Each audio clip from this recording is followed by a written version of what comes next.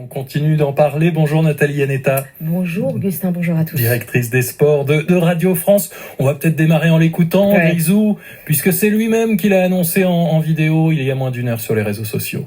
Après 10 années incroyables, marquées par des défis, des succès et des moments inoubliables, il est temps pour moi de tourner une page et de laisser place à la nouvelle génération. Porter ce maillot a été un honneur et un privilège.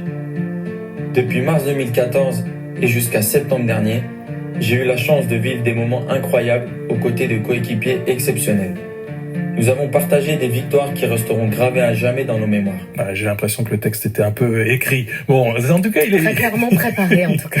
Il est jeune, il maîtrise sa communication, il a 33 ans, pas si vieux finalement pour prendre comme ça sa retraite internationale. Est-ce que c'est une surprise ? Il est plus vieux que Raphaël Varane, mais en l'occurrence, il est en meilleure forme que Raphaël Varane. Et c'est en ça que c'est un coup de tonnerre, cette annonce d'Antoine Griezmann. On est à 3 jours de la liste de Didier Deschamps pour les matchs de début octobre des Bleus. C'est donc pas un hasard ce calendrier, c'est qu'il sait peut-être qu'il n'est pas dans la liste de Deschamps ou bien qu'il allait y être, mais avec peut-être cette relation un peu compliquée avec son coach.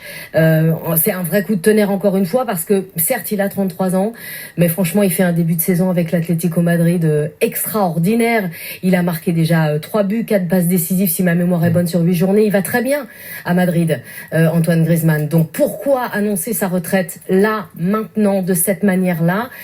C'est un peu ce qu'on va essayer de comprendre et de raconter. Relation compliquée, est-ce que vous pourriez développer un petit peu, parce qu'il y a ce record que sans doute personne ne lui enlèvera avant un bon moment, de matchs consécutifs joués en équipe de France. C'était une relation privilégiée à un moment avec Didier Deschamps. C'était l'homme de Didier Deschamps. Vraiment, il incarnait le système Deschamps dans tout ce qu'il a de plus parfois critiquable. C'est le sacrifice, Antoine Griezmann. C'est un soldat. Il a toujours été et répondu présent avec Deschamps. Ils avaient une relation quasi fusionnelle tous les deux. Alors, je le mets au passé. Est-ce que c'est encore le cas ? Dans cette vidéo, il termine, Antoine Griezmann, en remerciant son coach, qu'il vous voit d'ailleurs. Merci de m'avoir toujours fait confiance. C'est une fierté et de la gratitude. Mais faut reconnaître que on s'en est d'ailleurs rendu compte cet été lors de l'Euro. Ça a été un Euro errant pour Antoine Griezmann. C'est comme si quelque chose s'était cassé entre les deux hommes. Et c'est cette histoire-là, je crois, que désormais nous allons essayer de comprendre et de raconter. 10 ans en bleu en tout cas, puisque ça a commencé en 2014 pour ce qui est de l'équipe A, parce qu'il avait déjà eu au moins un titre avec les juniors. Nous sommes en ligne avec Juan José Dorado. Bonjour. Buenos días. Vous êtes le correspondant à Paris pour plusieurs journées espagnoles. On imagine que vous vous préoccupez peut-être davantage de son cheminement en Liga. Antoine Griezmann, il va continuer donc à l'Atlético avec ce bon lancement de saison. Oui, effectivement, on s'intéresse beaucoup, d'autant plus que hier soir, c'était le classico entre l'Atlético et le Real Madrid. Mais c'est vrai que Griezmann est un joueur essentiel pour la Liga espagnole. Déjà, quand il était à la Real Sociedad, bien sûr, son premier passage à l'Atlético de Madrid, dans ses 2 années passées du côté du Barça et son retour à l'Atlético de Madrid, il reste quand même l'un des grands joueurs de la Liga. Il l'a été par le passé, il est encore toujours, et il a devant lui une saison très compliquée et très intéressante. Parce qu'il a pu y avoir par le passé, lors des périodes de mercato, des envies prononcées par l'Arabie Saoudite pour un recrutement qui pourrait être compliqué par des matchs en bleu de temps en temps. Ça n'a rien à voir. Il n'y a pas de départ vers l'Arabie Saoudite prochainement. Non, c'est pas en tout cas prévu.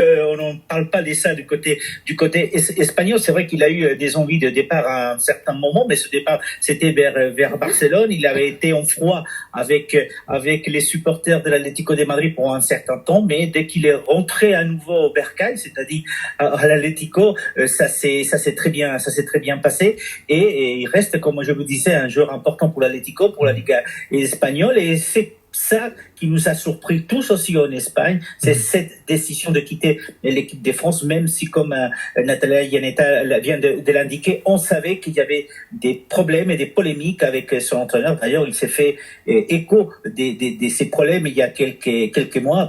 Après l'Euro, il avait signalé effectivement qu'il avait très mal vécu, par exemple, le fait d'être remplaçant lors de la semi-finale entre l'Espagne et la France. Surprise partagée par les médias espagnols. Espagnols donc, et je ne vous remercie pas de nous rappeler cette demi-finale de l'Euro. Il faut dire qu'il a aussi tout gagné avec les Bleus, Antoine Griezmann, sauf Quasi justement cet Euro. Sauf que le prochain Euro, c'est dans 4 ans. Il y a peut-être aussi dans l'idée, à quoi bon, puisque dans 4 ans, peut-être que de toute façon, je n'y serai plus, Nathalie Yanetta. Mais quand même, avant 4 ans, il nous avait parlé de cette Coupe du Monde 2026 aux États-Unis, où on sait que c'est un grand fan de sport américain, des États-Unis, Griezmann. Et là, d'un seul coup, les choses s'arrêtent. Encore une fois, moi, je n'ai pas encore, et nous essayons de comprendre qui savait quoi exactement, ce qui pourra nous donner des indications. Mais quand même, cette annonce un lundi matin, le lendemain du derby face au Real dont on vient de parler, à 3 jours donc de la liste de Deschamps, il y a forcément quelque chose qui s'est produit et qui a conduit Griezmann à dire au revoir. La dernière fois que les supporters